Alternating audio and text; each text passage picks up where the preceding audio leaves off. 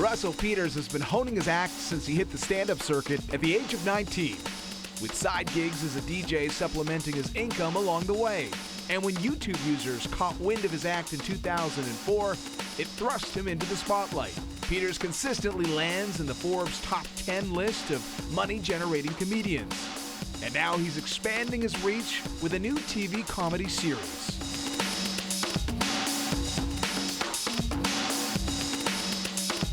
You know, when you think about the world we live in now and social media everywhere and people watching shows on their phones 24/7, did that factor into how you thought about how this show should look ultimately? I wasn't that involved with how the show should look because it was my first foray into that world. So who am I to come in and go, it should look like this?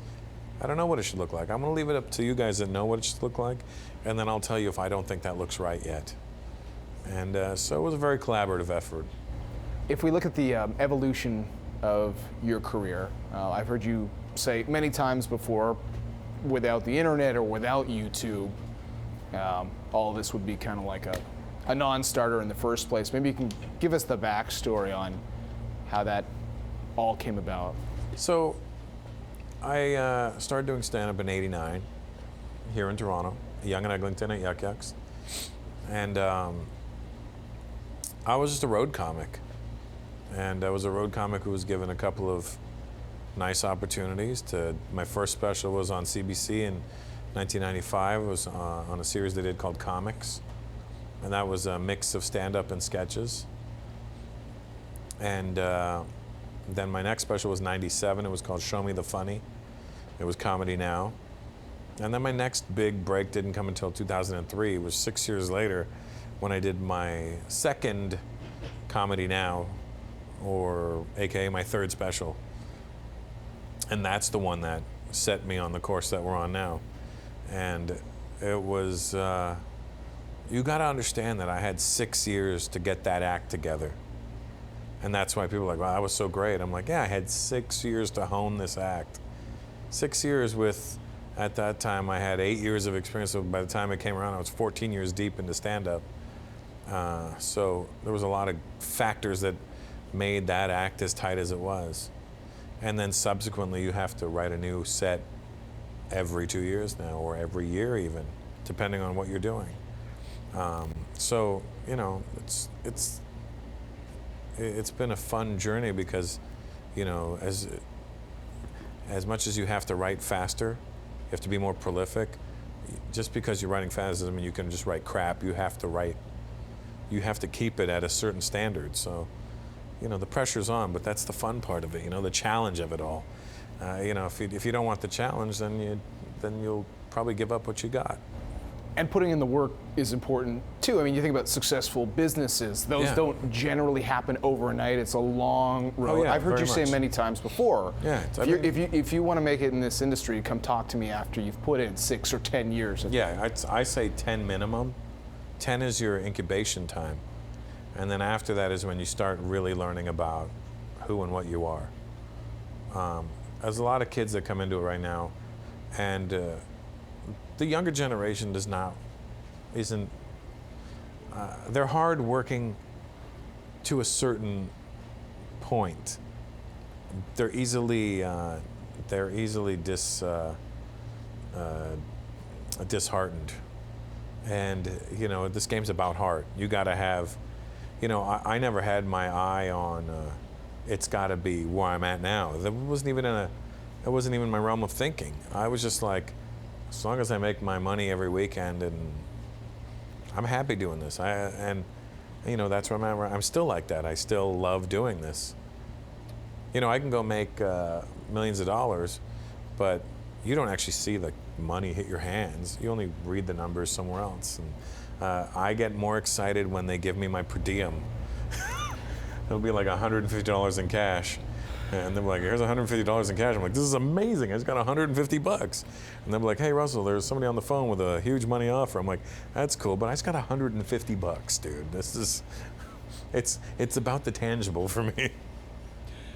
And you do say no a lot when it comes to things like corporate gigs. I've heard you many times before you say, Yeah. I'm an artist first, and if I'm going to have to do anything that's going to toy with that, Yeah. I don't want that, even though there's some Oh, big offers that are coming in. They offer you stupid money for these corporate gigs. Like, I'm talking like really, really dumb amounts of money.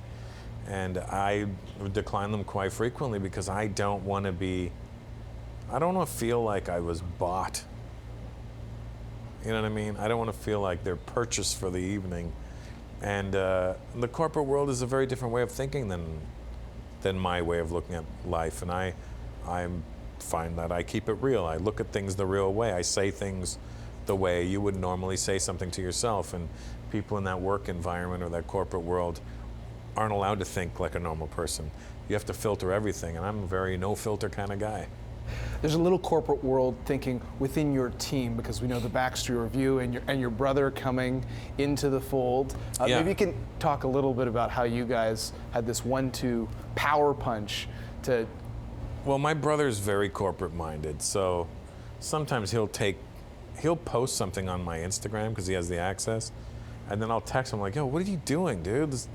It just looks like a paid, like I need to add my touch to it in order for people to know that I posted this." So the other day he posted something, and I was like, I was going to post that, and I was planning on putting it in my words, so I had to go in and edit it and add something to it. But like, he'll do things like he'll tag everybody in it, but when you don't need to do it that way, you can just tag the picture, and it'll tag everybody without you having to put this long at so-and-so, at so-and-so, at so-and-so. And I see him over there sighing right now. And then he'll be like, "Oh, you're supposed to say this." And I'm like, "I know I'm supposed to in your world, but I say it the way I say it." "Oh, you shouldn't say that." I'm like, "Well, that's your world. Let's not make our worlds mix like that." But this is important stuff. I mean, it means that your brand is important, and you have probably more control over your brand today than any other point in the history of being a professional comic. Right. Because you call a lot of the shots. These are your live shows, Right. which are a huge financial opportunity for Right. you in terms of how you distribute, the content. Right. Whether it's cutting a deal with Netflix or putting something online down the road, Right. and pay. You're in control a lot of the times. Ultimately, you're in control, yeah. And you have to decide what's right for you and what's best for you. And, I got to be in charge of my brand, yes. But at the same time, I got to keep my brand. And sometimes people too corporate-minded will be like, "Don't do that, it's bad for the brand." I'm like, "You're missing the point of my brand at that point." As far as I'm concerned, I'm always focused on being me and being a comic. The brand part goes to the corporate side of people. Let the people who think like that take care of that. And they'll advise me, maybe you shouldn't, and if I agree with them, I'll agree with them, and if I don't think that's the right way, then I will let them know that too. So you made a reference to the fact that things are moving really quickly, especially I think with services like Netflix today. Right. It feels like there's probably more exposure to comics through those kind of vehicles than ever before, but we binge on this stuff. So as we're talking about binging scripted shows, but for a comic, is that like, whoa, everything's, they want the new stuff really, really quickly? Yeah, I mean, they're not really, they're making these huge money deals now with people, and knowing what they've paid me in the past, I'm like, I feel like you owe me a check, Netflix. I created your genre. I was the first straight to Netflix stand-up special. My Notorious special was the first exclusive Netflix special, and subsequently they've been giving out 20, 40, 60, $100 million deals. And I'm like, well, I feel like I've been shortchanged somewhere along the way. So at this point in your career, having the success that you've had, looking at the ways by which you could go about investing the money you've been able to make. I mean, I know you have had the opportunity to buy homes, but I don't know if you're like Ellen DeGeneres and wanting to become, somebody who's in and out of real estate, like a massive business. Are there things that you would like to do that you haven't done yet? There's plenty I'd like to do. I would like to get smarter with my money and have, not so much a financial advisor give me advice, because they do that for their own gain, which is fair. But I would like to ask, like, you know, people like Mark Cuban, like, hey, Mark, I want to talk to you for a second. And, you know, I know Mark, not well enough to call him, but when we see each other, we, you know, say, hey, Russell, how you doing? Good, you know, we've done a movie together and stuff like. He's a really cool guy. But I would like to be able to call on people like that and be like, hey, can you give me some insight as to what you think I should do or what moves I should make? Because these guys are, I look at them all as independently wealthy, and they did it themselves. They weren't these guys that went to. They just did it, and those are the kind of people I respect because they understand what it's like to earn.